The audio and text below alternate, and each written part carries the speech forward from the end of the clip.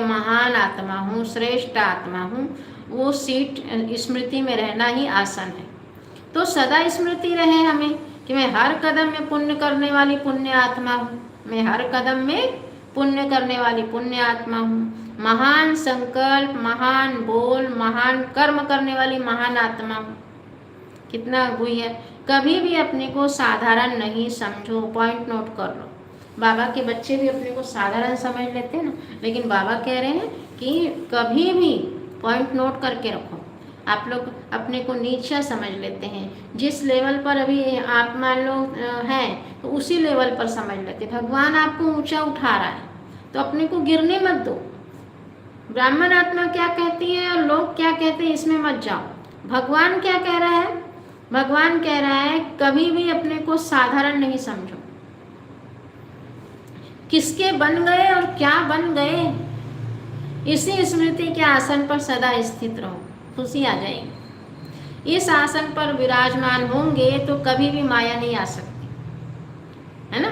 किसके हैं हम, कौन है हमारा, तो कभी भी माया नहीं आ सकती, हिम्मत नहीं रख सकती आने की माया। आत्मा का आसन स्वमान का आसन है। आत्मा जो है स्वमान के आसन पर रहना सीख लो। कोई ना कोई स्वमान में रहो आप हमेशा। उस पर बैठने वाले सहज ही फिर मायाजीत हो जाते हैं, जो स्वमान की सीट पर रहते हैं। सुबह से लेकर अपने को कुछ न कुछ स्वमान में रखो कि मैं इतना सीख सकती हूँ। एक ही संकल्प, कभी चेंज कर दो, मैं दुर्गा हूँ, इष्ट देवी हूँ, फलाना हूँ, महान हूँ, मेहमान हूँ, है ना, जो भी। लेकिन बाबा कह रहे हैं आत्मा का आसन ही स्वमान का आसन है। उस पर बैठने वाले फिर सहज ही मायाजीत बन जाते हैं स्वमान में रहने से। 5वीं पॉइंट, एक पेज और बचा ही है। तो मैं आत्मा निराकार परमधाम में देखें अपने को,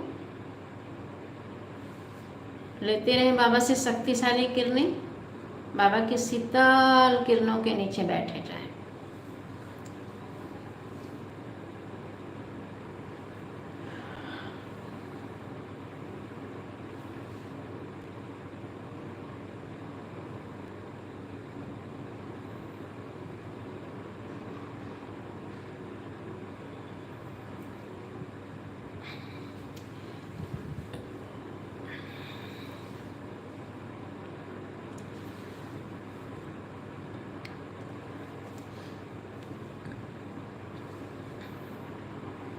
तो बाबा कह रहे हैं फरिश्ते स्वरूप में आ जाएं। सर्व संबंध एक के साथ जोड़कर बंधन मुक्त अर्थात योग युक्त बनो।